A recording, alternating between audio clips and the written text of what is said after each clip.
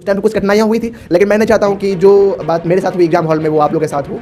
मेरा first attempt में marks 360 था। उसके बाद फाइनली मैं 627 मार्क्स लेके गवर्नमेंट मेडिकल कॉलेज में पढ़ाई कर रहा हूँ। वो ड्रॉपर होने के साथ आपको मतलब कि बहुत सारा चीज़ का और सामना करना पड़ता है, जैसे रिलेटिव्स का, फ्रेंड्स का, जिसका सिलेक्शन पहले हो चुका है, आपका नहीं हो पाया है। फिजिक्स के प्रिपरेशन को मैंने बेसिकली 3 स्टेप में डिवाइड करा था। इसमें बायो में 360 आउट ऑफ 360 स्कोर था। देखो सिलेक्शन में होता है ना कि अगर आपने बहुत पढ़ भी लिया, ठीक है, लेकिन अगर आप एग्जाम के टाइम में जाओगे और एग्जाम के टाइम में कुछ गलत करके आ जाओ, सही तरीके से पेपर अटेम्प्ट नहीं किए, या फिर ऐसा होगा कि एक क्वेश्चन ऐसा है जो बहुत टाइम ले लिया और आप उसी को करने के चक्कर में रह गए, तो ये भी एक होता है कि इससे भी आपका सिलेक्शन नहीं होगा। मेरे 2021 नीट में 637 मार्क्स आए हैं। मेरा फिजिक्स का स्कोर 152 था। रिएक्शन में आपको मैकेनिज्म पढ़ना जरूरी नहीं है सबकी, लेकिन जो मैकेनिज्म एनसीईआरटी में दे रखी है उनको पढ़ना जरूरी है। और मेरे नीट में जो मार्क्स थे वो 631 थे। मैंने बायोलॉजी में 350 और केमिस्ट्री में 160 प्लस स्कोर किया। मेरा नाम प्रांजल है। मैंने नीट 2021 में 630 स्कोर किया और मैं पेपर अटेम्प्टिंग स्ट्रैटेजी के बारे में बोलना आया हूँ। क्वेश्चन को कैसे सॉल्व करना है, इसके लिए आप जब क्वेश्चन पढ़ रहे हैं उसमें जैसे डाटा दिया है उसको अंडरलाइन करना बहुत जरूरी है। मेरा नाम मोहम्मद रजा है। मैंने नीट 2021 में 619 मार्क्स स्कोर किया था और जिसमें बायोलॉजी में 360 आउट ऑफ 360 था।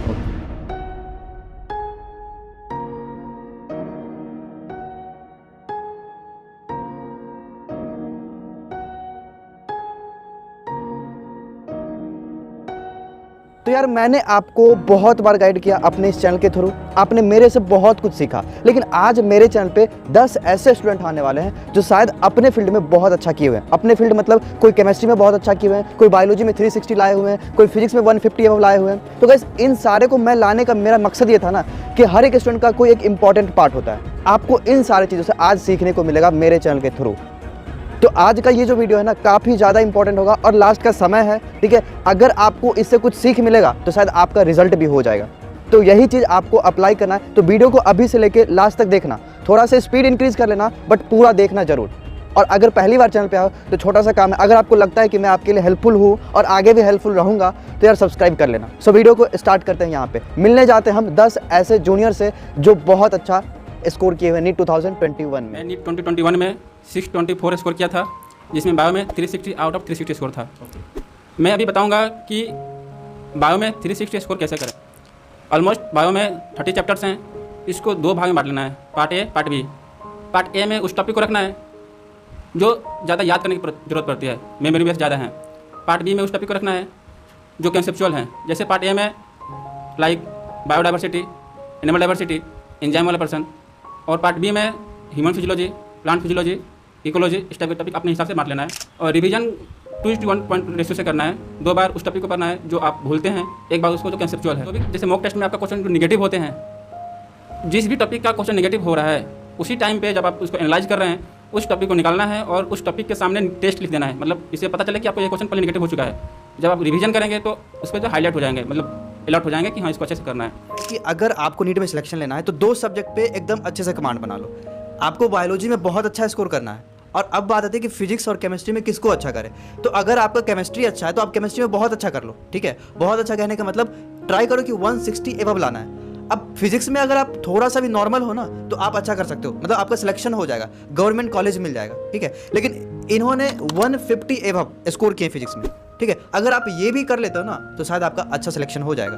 तो अब फिजिक्स में कैसे 150 एबव करना है वो हम मेरे 2021 नीट में 637 मार्क्स आए हैं। मेरा फिजिक्स का स्कोर 152 था, बायोलॉजी का 345 और केमिस्ट्री का 100। पहले तो मैं बताना चाहूँगा कि फिजिक्स में आप कंसेप्ट बिल्डिंग पे ज़्यादा फोकस कीजिए rather than mugging up the concept. You cannot mug up the concept. आप कंसेप्ट को रटिए मत, उनको क्या कीजिए, डेली क्वेश्चन प्रैक्टिस कीजिए। मिनिमम आप डेली 100 क्वेश्चन करिए डिफरेंट चैप्टर्स के। आप प्रीवियस ईयर करेंगे तो इससे डबल बेनिफिट होगा आपको। एक तो आप रिवीजन भी कर लेंगे, एग्जाम का पैटर्न भी पता लग जाएगा, और कभी कभी ऐसा भी होता है कि डायरेक्ट ही प्रीवियस ईयर क्वेश्चन एग्जाम में पूछ लिया जाता है। तो कॉन्सेप्ट रिपीट होता है जी। आप कंसेप्ट क्वेश्चन तो नहीं होता है, डायरेक्ट क्वेश्चन कम रिपीट होते हैं, लेकिन कंसेप्ट आपका वही मतलब बिल्कुल सेम लगता है। एवरीवन, मेरा नाम अमन कुमार है और मेरा स्कोर नीट में 624 था। मैं आपसे फिजिक्स से रिलेटेड कुछ चीज़ें इंपॉर्टेंट चीज़ें बात करूँगा। जैसे फिजिक्स के प्रिपरेशन के लास्ट 2 महीने में बहुत कुछ नहीं कर सकते, जो मोटा मोटा मैंने किया था उसके बारे में डिस्कस करूँगा। फिजिक्स के प्रिपरेशन को मैंने बेसिकली 3 स्टेप में डिवाइड करा था। स्टेप 1 थ्योरी और लेक्चर। जिस चीज़ का आपने थ्योरी ऑलरेडी पढ़ रखा है, नोट्स बना रखे हैं, उसका नोट्स पढ़ो, और जिस चीज़ का आपने नोट्स नहीं बना रखा है या नहीं पढ़ रखा है उसका एक बार लेक्चर देख लो यूट्यूब से। सेकंड स्टेप प्रैक्टिस में मैं तो प्रीवियस ईयर क्वेश्चन ही करे थे, और जैसे मैं एलन से जुड़ा हुआ था तो मॉड्यूल के क्वेश्चन थे तो कुछ मैंने मार्क कर रखे थे, वो मॉड्यूल के क्वेश्चन कर लिए थे। और स्टेप 3 था मॉक टेस्ट। मॉक टेस्ट मतलब एक तो होल पेपर का आप दोगे ही सही, लेकिन एक फिजिक्स का भी था। जैसे हमारे यहाँ मेरे कोचिंग में मुझे फिजिक्स के स्पेशल क्वेश्चन बैंक मिला था मुझे, जिसमें सेट वाइज था, तो 45 करके था। अगर आपके पास अगर वैसा हो, या फिर आप मॉड्यूल से ही या फिर कोई कोचिंग का ही मॉक टेस्ट लेकर के आप दे सकते हैं। किसी ने ये तीनों कर रखा है और भी कुछ एक्स्ट्रा करना चाहता है, तो एक्स्ट्रा के लिए आप एनसीईआरटी में ज़्यादा कुछ नहीं, एनसीईआरटी के एक्सेस एग्जाम्पल्स और थ्योरी के लिए आप पॉइंट्स टू पॉन्डर वाले पोर्शन को थोड़ा बहुत पढ़ सकते हो। और इसके अलावा और कुछ ज़्यादा नहीं करना है, आपको ज़्यादा पढ़ना ही है तो आप बायो पढ़ो, केमिस्ट्री पढ़ो, फिजिक्स में तो आपको कोई थ्योरी ज़्यादा एक्स्ट्रा कंसेप्ट नहीं लगाना है, बस जो आपने पढ़ लिया उसी को रिवाइज करो, क्वेश्चन प्रैक्टिस करो, बस खत्म। इतने में ही आपका फिजिक्स सिलेक्शन करवा देगा। मेरा नाम प्रांजल है, मैंने नीट 2021 में 630 स्कोर किया है और मैं पेपर अटेम्प्टिंग स्ट्रैटेजी के बारे में बोलने आया हूँ कि जब नीट आने वाला होता है तो लास्ट के टाइम में आपको जो मॉक पेपर आप अटेम्प्ट करते हैं उसका एक स्पेशल स्ट्रैटेजी होता है। जैसे अब नीट का ये पैटर्न है कि पेपर ईजी और लेंदी हो गया, तो उसको एलिमिनेट करने के लिए उसमें अच्छा स्कोर करने के लिए आपको मॉक टेस्ट लगाने से ये फायदा होगा, आपका सिली मिस्टेक भी कम होगा और आपका टाइम मैनेजमेंट भी अच्छा हो जाएगा। कि जितना हो सके आप जो एनवायरमेंट में आप पेपर दे रहे हैं उसको सिमुलेट करिए जितना नीट में होगा। जैसे जो टाइम ड्यूरेशन है 2 to 5 उसी टाइम दीजिए, जो यूनिफॉर्म आप जो कपड़े पहनना चाहते हैं नीट में वही पहनिए और ड्रॉप वॉच के साथ रखिए। चाहे तो आप अपने किसी पेरेंट को बोल सकते हैं आगे बीच में सिग्नेचर वगैरह ले रहे हैं, उससे आप जब नीट में जाएंगे तो आपको कुछ नया फील नहीं होगा, आप उस एनवायरमेंट में पहले से अडैप्टेड रहेंगे, तो इससे आपको बहुत हेल्प होगा। क्वेश्चन को कैसे सॉल्व करना है, इसके लिए आप जब क्वेश्चन पढ़ रहे हैं उसमें जैसे डाटा दिया है उसको अंडरलाइन करना बहुत ज़रूरी है, और साथ ही में आपको इसको भी अंडरलाइन करना है कि क्या पूछा है, जिससे आपको ये याद रहेगा कि हमको किस साइड जाना है, किस कॉन्सेप्ट को लगाना है। आपके पास डाटा रहेगा और क्या पूछा है, इससे आपको बहुत सहूलियत मिलेगी कॉन्सेप्ट को, कौन सा कॉन्सेप्ट यहाँ पे अप्लाई होगा। आपने कितना तैयारी करा उस 2 सालों में या फिर 1 सालों में, वो उस 3 घंटे में आपको पूरा टेस्ट करना है। मतलब पूरा आपको अपना उसमें जो मैक्सिमम आउटपुट है वो देना है। तो उस घंटा डिसाइड करता है, तो वो 3 घंटा बिल्कुल अलग ही है। मतलब जितना आपने तैयारी करा उस सब का जो समीकरण है, कितना आपने पढ़ा कितना नहीं पढ़ा, वो सब उस 3 घंटे में डिसाइड हो जाएगा। तो इसीलिए हम ये कोशिश करेंगे कि हमारा जो मैक्सिमम आउटपुट है वो उस टाइम पर रहे। तो इसके लिए जरूरी है कि इफेक्टिव मेथड रहे पेपर अटेम्प्ट करने का, जिससे कि मैं जो फालतू का टाइम है इधर उधर में वो बर्बाद ना हो एग्जाम के टाइम में, क्योंकि वहाँ पे हर एक सेकंड आपको लाखों स्टूडेंट से पीछे कर सकता है। तो जो मैंने यूज करा था जो तरीका पेपर सॉल्व करने का वो मैं बताना चाहूँगा, क्योंकि मेरे ही टाइम से जो 200 नया पैटर्न मेरे ही टाइम से आया था। तो उस टाइम पर कुछ कठिनाइयाँ हुई थी, लेकिन मैंने चाहता हूँ कि जो बात मेरे साथ हुई एग्जाम हॉल में वो आप लोग के साथ हो। तो उसमें यह था कि सेक्शन ए और सेक्शन बी था। तो सेक्शन ई में 35 क्वेश्चन थे जो कि कंपलसरी थे करने ही है, और section A as compare to section B easy, हाँ, और वो थोड़ा ईजी था और स्ट्रेट फॉरवर्ड क्वेश्चन था। और जो सेक्शन बी था उसमें 5 क्वेश्चन ऑप्शनल थे, मतलब 15 थे, उसमें से 10 ही करने थे। लेकिन वहाँ पे जो कि आपको ऑप्शन दे रहे हैं तो वो आपको आसान क्वेश्चन नहीं देंगे, और अगर आसान भी देंगे तो आपको डायरेक्ट आंसर वाले नहीं देंगे। जैसे कि मान लिया फिजिक्स में कोई क्वेश्चन है ऑप्टिक्स, तो उसमें जो पहले जो आंसर पूछते थे सीधे पूछते थे कि ऑब्जेक्ट का डिस्टेंस बताएं, लेकिन इस बार था कि ऑब्जेक्ट का डिस्टेंस आप मिरर से बताएं या फिर इमेज से बताएं। उसमें क्वेश्चन को एक लेवल ऊपर कर दिया था। तो इस बात को ध्यान में रखते हुए हमको पेपर कैसे अटेम्प्ट करना। तो जो मैंने करा था वो ये था कि मैंने सेक्शन ए पहले कर लिया, जैसे कि बायोलॉजी, सबसे पहले मैंने बायोलॉजी किया था, फिर केमिस्ट्री, फिर फिजिक्स करा था, जो कि मोस्ट जनरलाइज्ड वो तरीका करने का। तो मैंने बायोलॉजी में सबसे पहले सेक्शन ए कर लिया। सेक्शन ए में चूंकि स्ट्रेट फॉरवर्ड क्वेश्चन थे, उतने घुमाए हुए नहीं थे, तो मैंने जल्दी करने की कोशिश कर भी लिया। तो इतना उसके बाद फिर उसका मैंने OMR भर लिया। तो मन में संतुष्टि रहती कि चलो मैंने 35 क्वेश्चन थे वो मैंने अच्छे से अटेम्प्ट कर लिए, अब इतने क्वेश्चन मेरे सिक्योर हो गए हैं। तो जो अनसर्टेनिटी रहती है वो धीरे धीरे कम होने लगती है, नंबर ऑफ क्वेश्चन जितने आप अटेम्प्ट करने शुरू कर देते हैं। फिर मैंने उसके सेक्शन बी पे गया।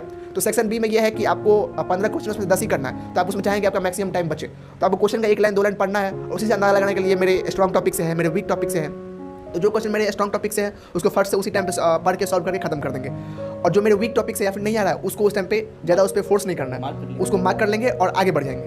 तो ये हो गई बायोलॉजी की। अब केमिस्ट्री में आते हैं। केमिस्ट्री में भी ऐसा ही बायोलॉजी की तरह होता है, मतलब सेक्शन ए में थोड़े से आसान क्वेश्चन या फिर स्ट्रेट फॉरवर्ड क्वेश्चन या फिर बोले तो 1 लाइनर क्वेश्चन। तो जो सेक्शन है फिर उसी तरीके से हमको बायोलॉजी की तरह से 1 गो में सारे क्वेश्चन जो आ रहे हैं उसको अच्छे से टच एंड गो करते हुए सॉल्व करते जाना है, ताकि आपका 1 सेकंड भी बर्बाद ना हो और किसी दूसरे ऐसे क्वेश्चन में जो आपको नहीं आ रहा है और आपको लग रहा है कि हम कर लेंगे उसको बस मार्क करो आगे। मेरा नाम राहुल राज है। मेरा फर्स्ट अटैम्प्ट में मार्क्स 360 था। उसके बाद फाइनली मैं 627 मार्क्स लेके गवर्नमेंट मेडिकल कॉलेज में पढ़ाई कर रहा हूँ।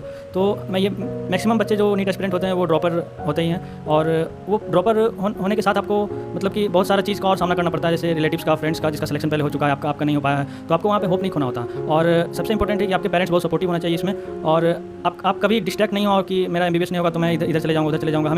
हमेशा फोकस होकर पढ़ाई करना है, और टारगेट हमेशा फिक्स रहना चाहिए, और हमेशा प्रीवियस अटेम्प्ट से आपको सीखना है कि आपने जाके पे तो एक्स्ट्रा ज़्यादा कर लिया था, उसके कारण जो मेन चीज़ था जो एग्जाम में पूछा जाता था उससे मेरा फोकस हट चुका था, तो इसलिए मेरा मार्क्स कम हुआ। लेकिन इस बार मैं उसी चीज़ को सुधारा, सिर्फ जो आता है सिर्फ वही पढ़ाऊँ, बाकी जो नहीं आता है उसको मैंने पूरा ही छोड़ दिया। ऑर्गेनिक केमिस्ट्री में आपको ज़्यादा डिटेल में नहीं जाना है। जो प्रीवियस ईयर के क्वेश्चन होते हैं जो नीट में आ रहे हैं वो NCERT बेस आ रहे हैं, तो आपको स्पेशली NCERT पे फोकस करना है। जो 11th के NCERT है उससे स्टार्ट करना है, जिस जो IUPAC वगैरह होते हैं बेसिक उससे स्टार्ट करना है, और जो रिएक्शन है उसको उसके लिए शॉर्ट नोट्स बनाने हैं। अच्छा, रिएक्शन में तो बोलो मैकेनिज्म पढ़ना जरूरी है कि रिएक्शन में आपको मैकेनिज्म पढ़ना जरूरी नहीं है सबकी, लेकिन जो मैकेनिज्म NCERT में दे रखी है उनको पढ़ना जरूरी है। उसमें आपको जो क्या इंटरमीडिएट बना उससे ऑर्डर का क्वेश्चन आ जाता है कि जैसे कार्बोकैटायन बना, कार्बो एनायन बना है, उसके बेसिस पे भी क्वेश्चन थोड़ा डिटेल में आ जाता है। तो मैकेनिज्म में ज़्यादा नहीं फंसना है, और जो रिएक्शन है वो NCERT की रिएक्शन है अच्छा एक चीज बताना, एनसीईआरटी का एग्जांपल वाले क्वेश्चंस किए थे क्योंकि आई थिंक मेरे हिसाब से वो इंपॉर्टेंट जो एनसीईआरटी में सॉल्व एग्जांपल दे रखे हैं चैप्टर में, वो आपको जरूर करने हैं, उनसे काफी क्वेश्चन आते हैं। और जो 11th की और 12th की लास्ट के चैप्टर है, जैसे पॉलीमर हुआ, कार्बोहाइड्रेट हुआ, केमिस्ट्री इन डेली लाइफ और इन्वायरमेंटल केमिस्ट्री, उनसे सिंपल क्वेश्चन आते हैं, उनसे गलत होने के चांस बिल्कुल नहीं होते हैं। तो उन चैप्टर को बार बार में करना है क्योंकि वो भी भूल जाते हैं, अपन लास्ट में छोड़ देते हैं, और जो सिंपल क्वेश्चन होते हैं वो भी गलत हो जाते हैं, तो उनको भी साथ में लेकर चलना है। और जो इनऑर्गेनिक केमिस्ट्री है उसमें अपन को ऑर्डर में ज़्यादा नहीं फंसना है। जो प्रीवियस ईयर में जो ऑर्डर आया है, प्रीवियस ईयर में जो क्वेश्चन का ऑर्डर आया है वो देख सकते हैं, बाकी ज़्यादा ऑर्डर में नहीं फंसना है क्योंकि ऑर्डर बहुत ज़्यादा चेंजिंग है, बहुत कंफ्यूजिंग होता है। एनसीईआरटी में जो ऑर्डर दिया है वो, एंड इफ प्रीवियस ईयर में कुछ एक्स्ट्रा पूछता है हाँ जी, ऑर्डर्स में, जी ठीक है। तो यार आपने पूरा वीडियो देख लिया, आपने इन सारे स्टूडेंट को सुन लिया। अब ये जो वीडियो आपने देखा, ये फायदा तब करेगा ना जब आप इनसे कुछ सीखे हो और उस चीज़ को आप अभी के समय में अप्लाई करने की कोशिश करोगे। किसी ने बताया कि फिजिक्स में इतने क्वेश्चंस करने हैं, किसी ने बताया कि बायोलॉजी को कैसे करना है, पार्ट वाइज कैसे करना है, किसी ने ये बताया कि क्वेश्चन कैसे अटेम्प्ट करना है। तो हर एक चीज़ को आपको इस समय में अप्लाई करना है। सो आई होप आपको ये जो सेशन होगा 10 मिनट लगा होगा आपको, ये आपके लिए हेल्पफुल रहेगा और शायद ये आपका नीट में भी काम देगा। So that's all about this video. I hope video अच्छा लगा आपको। थोड़ा सा लाइक करके जाना और पहली बार चैनल पे आए तो सब्सक्राइब कर लेना। Bye bye.